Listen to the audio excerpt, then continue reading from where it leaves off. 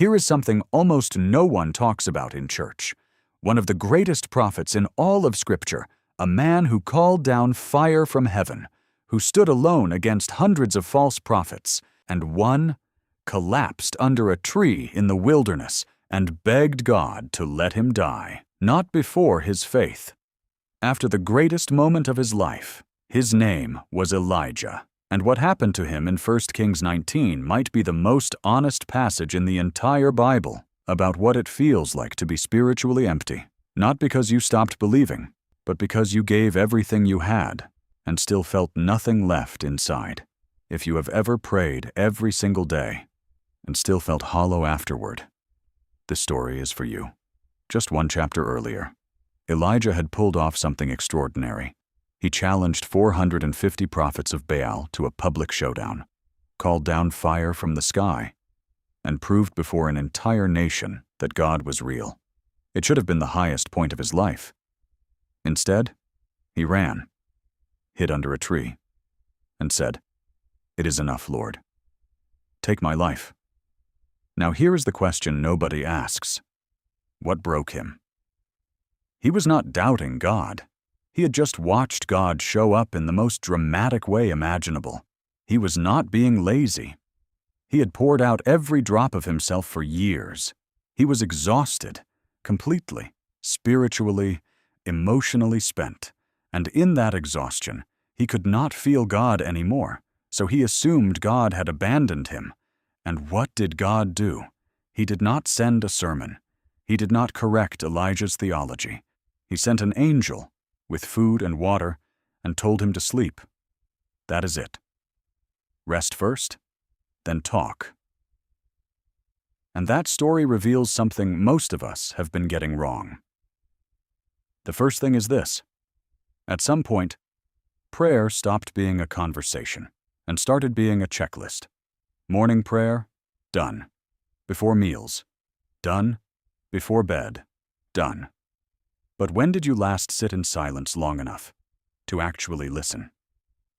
Psalm 46:10 says, "Be still and know that I am God." Not be busy for God. Not be productive for God. Be still. Most of us know how to talk during prayer. Very few of us know how to stop talking and just stay.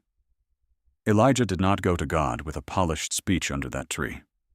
He collapsed and said, "I am done." That was his most honest prayer. And God met him there. The second thing, spiritual exhaustion and spiritual emptiness feel identical from the inside. But they are not the same thing. When you have been carrying anxiety, stress, grief, or pressure for long enough, your soul gets tired. It does not mean you have lost your faith. It means you are human. Elijah had given everything he had for years, and his tank was empty. God's response was not disappointment. It was gentleness.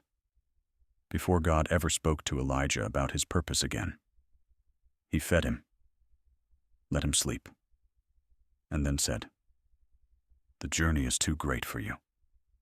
God acknowledged the weight Elijah was carrying. He did not shame him for feeling it. The third thing, many people pray every day, but never say what they actually mean. They are afraid to tell God they are angry, afraid to admit they feel forgotten.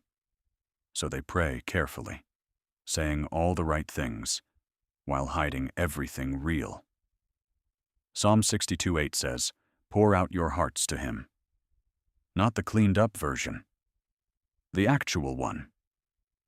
Some of the rawest prayers in all of Scripture came from people at their breaking point. David crying out that God had hidden his face, Job demanding an answer from heaven, Elijah asking to die. None of them were punished for their honesty. All of them were met. The fourth thing, modern faith has a feeling problem. We expect every prayer to feel emotionally powerful, and when it does not, we panic and assume something is spiritually wrong. But here is what happened at Mount Horeb.